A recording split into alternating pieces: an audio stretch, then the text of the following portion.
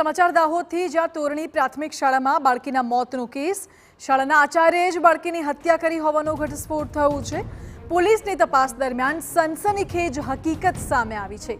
પોલીસે આચાર્ય ગોવિંદ નટને ઝડપીને આગળની કાર્યવાહી હાથ ધરી છે. 19 સપ્ટેમ્બરના રોજ બાળકીની હત્યા કરવામાં આવી હતી.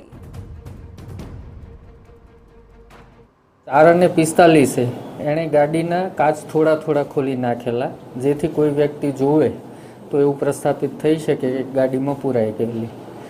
આ ઉપરાંત જ્યારે શાળા છૂટી ત્યારે પ્રિન્સિપાલે બધાને રવાના કરી દીધા અને પોતે પોતાના હાથેથી ઉપાડી આ બાળકીની લાશને જે જગ્યાએ મળી ત્યાં મૂકી દીધેલી. અને બાળકીનું દફતર જે એની ગાડીની લેગ સ્પેસમાં પડી ગયેલું અને ચપ્પલ પણ ત્યાં નીકળી ગયેલા ગાડીમાં, એ ઉપાડી અને બાળકીના વર્ગખંડની સામે ખૂણાવાળી જગ્યાએ મૂકેલું. જે અમારી પૂછપરછમાં બાળકોએ સ્પષ્ટપણે જણાવ્યું હતું કે આખા દિવસ દરમિયાન આ દફતર અહીંયા નહોતું.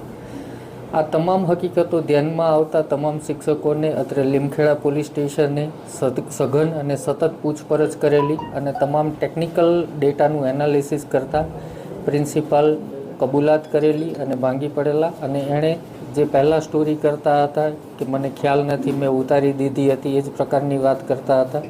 એ તમામ બાબતોમાં સત્ય સામે આવ્યું અને આ સંપૂર્ણ કૃત્ય પ્રિન્સિપાલ દ્વારા કરવામાં આવેલું હતું અને તેમના દ્વારા આ રીતે આ દીકરીની જે લાશ છે એનો નિકાલ કરવામાં આવેલો હતો.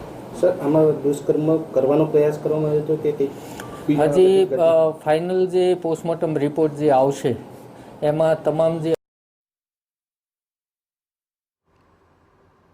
એટલે હાલ તો આરોપીની ધરપકડ કરી લેવાઈ છે અને તપાસ કરવામાં આવી રહી છે. શું દુષ્કર્મ બાદ હત્યાનો પ્રયાસ થયો કે કેમ એ દિશામાં પણ પોલીસ તપાસ કરી રહી છે.